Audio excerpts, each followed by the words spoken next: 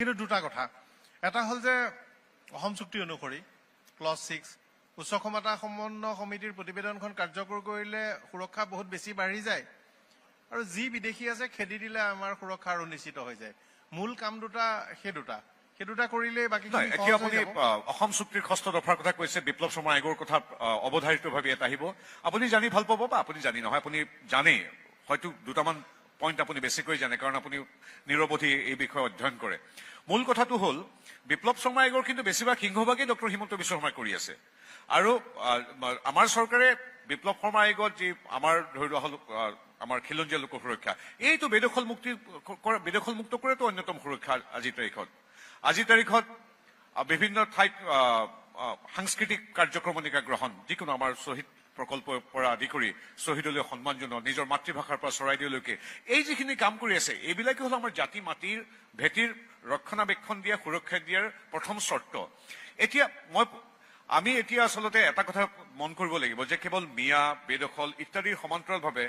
আমাৰ এটাই ভাল লাগিছে যে আমাক আজি নতুন প্ৰজন্মই কয় যে এইখিনি ঠিকে আছে কিন্তু আমি বিচাৰো এই কথাটো কওক যে আমাৰ সুদিহুৰীয়া মাতৃভাষা অসমীয়া হাজাৰ বছৰীয়া কালিকা সমৃদ্ধ এটা ভাষা অসমীয়া ভাষা অদ্ভুত অপূৰ্ব সুন্দৰ ভাষা সৌভাগ্যবশতঃ আমিও সংসদত কৈছিলো এই অসমীয়া ভাষাটো মোদী ডাঙৰীয়াৰ তৎপৰতাত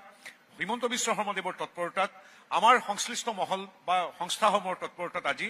ধ্ৰুপদী ভাষা ৰূপে স্বীকৃত হ'ল এই ধ্ৰুপদী ভাষা হোৱাৰ স্বীকৃতি পোৱাৰ মৰ্যাদাৰ যোগ্যতা আমাৰ হাজাৰ বছৰ ধৰি আছে এনেকুৱা এটা অপূৰ্ব সুন্দৰ ভাষা এটা আখৰত এটা বাক্য এটা ভাৱ সম্পূৰ্ণ হৈ যায় পৃথিৱীত ক'ত এনেকুৱা এটা ভাষা আছে য'ত এটা শব্দত এটা ভাৱ প্ৰকাশ হয় ৰ বুলি ক'লেও এটা সম্পূৰ্ণ বাক্য ক বুলি ক'লে সম্পূৰ্ণ এটা বাক্য এনেকুৱা কালিকাযুক্ত ভাষা পৃথিৱীত বিৰল আৰু মই পাহৰিছো হয়তো পৃথিৱীৰ যিমান প্ৰচলিত ভাষা আছে তাৰ ভিতৰত ৭৫ নে ৭৬ আমাৰ ভাষাটো আছে ইমান মৰ্যাদা আৰু বৈভৱশালী ভাষা হোৱা স্বত্তেও আমাৰ ভাষাই আমাৰ মৰ্যাদা পোৱা নাছিল ধ্ৰুপদী ভাষাৰ কিন্তু আজিৰ তাৰিখত এই দুইখন চৰকাৰৰ চেষ্টাত মোৰ মাতৃভাষা অসমীয়া ভাষা ৰূপে স্বীকৃত হ'ল এই কথাষাৰ ক'ব লাগিব কিন্তু আমি কেৱল মিয়া বেদখল আমাৰ ৰক্ষণাবেক্ষণ ইত্যাদিৰ কথা পাতিম যিদৰে আমি পাতিম চৰাইদেউৰ কথা আমাৰ হাজাৰ বছৰীয়া পৰম্পৰা সমৃদ্ধ আমাৰ ভাৰতবৰ্ষ কন্যাকুমাৰীৰ পৰা কাশ্মীৰলৈকে গুজৰাটৰ পৰা উত্তৰ পূৰ্বাঞ্চললৈকে হাজাৰ বছৰীয়া পৰম্পৰাৰে আমাৰ সমৃদ্ধ এই দেশত বিশ্ব ঐতিহ্য ক্ষেত্ৰ পাব পৰাৰ যোগ্যতা থকা অঞ্চল বহুত আছে মোদী ডাঙৰীয়াৰ নিজৰ ৰাজ্য মোদী ডাঙৰীয়াৰ প্ৰতিনিধিত্ব কৰা ৰাজ্যৰ পৰা আদি কৰি প্ৰত্যেক ৰাজ্যতে আছে কিন্তু আপুনি চাওক আমাৰ দামসকল আমাৰ স্বৰ্গদেউ বা চাওলুং চুকাফাৰ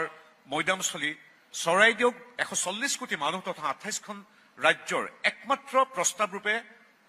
ডক্টৰ হিমন্ত বিশ্ব শৰ্মাদেৱৰ তৎপৰতাত মোদীদেৱে প্ৰেৰণ কৰিলে ভাৰতৰ একমাত্ৰ প্ৰস্তাৱ ৰূপে ইউনেস্কোলৈ আজিৰ তাৰিখত চৰাইদেউ বিশ্ব ঐতিহ্য ক্ষেত্ৰ এই কথাবিলাক আমি ক'ব লাগিব এতিয়া আপুনি যিটো কৈছে প্ৰচাৰৰ কথা কি আমি প্ৰচাৰ কৰাৰ কথা নাই এই যিখিনি কথা সঁচা অৰ্থত হুইচ ইজ প্ৰেক্টিকেলি ডেলিভাৰ্ড সেই কথাখিনি আমি ক'ব লাগিব শেষত এটা কথা কওঁ মই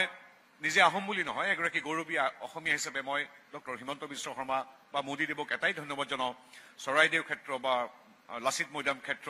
ৰংঘৰ ক্ষেত্ৰই নহয় এটা কথা আপুনি মন কৰক মই প্ৰায় সভা সমিতিত কওঁ